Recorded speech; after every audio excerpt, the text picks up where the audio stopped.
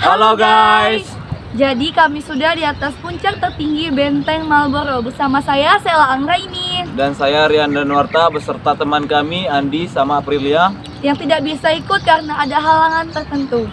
Yuk ikut kami keliling benteng. Yuk, let's go.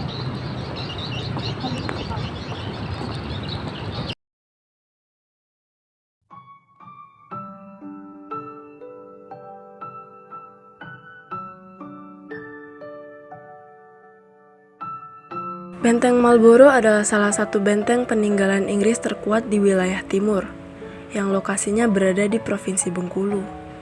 Benteng ini dibangun oleh East India Company atau AIC di bawah kepemimpinan Gubernur Joseph Collet. Dalam sejarahnya, benteng yang digunakan sebagai basis pertahanan Inggris ini pernah dibakar oleh rakyat Bengkulu. Namun, fungsinya sebagai benteng pertahanan tetap bertahan hingga masa pendudukan Hindia Belanda, Jepang, bahkan pasca kemerdekaan Indonesia. Berdirinya Benteng Marlborough tidak lepas dari masuk dan berkembangnya AIC, kongsi dagang milik Inggris di Bengkulu. Setelah kalah dari VOC di Banten, Bengkulu memang menjadi pusat aktivitas AIC di Asia Tenggara. Untuk menandai kepentingannya di Bengkulu, Inggris membangun benteng terbesarnya di kawasan ini. Benteng ini mulai dibangun pada 1714.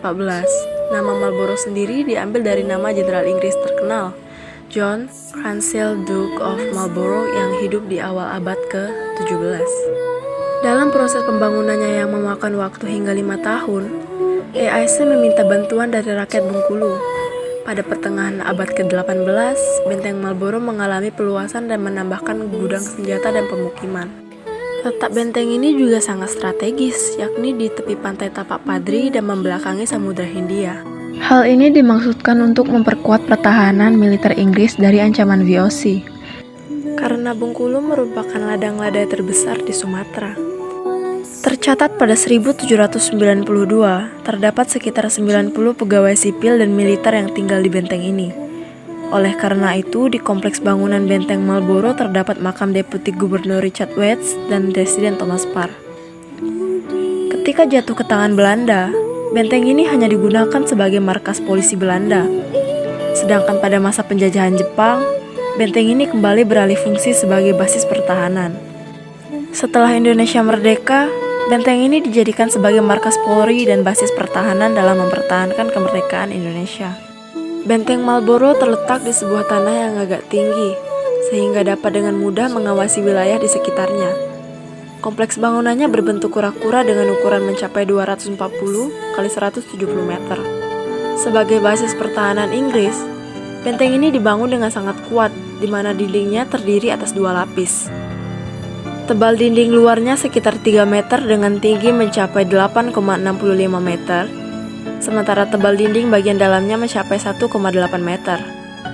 Di sekeliling benteng terdapat beberapa parit untuk pembuangan air sekaligus pertahanan agar musuh tidak dapat memanjat dinding benteng. Di dalam benteng terdapat beberapa ruangan yang berfungsi sebagai ruang tahanan, gudang senjata, kantor, serta halaman luas di bagian tengahnya.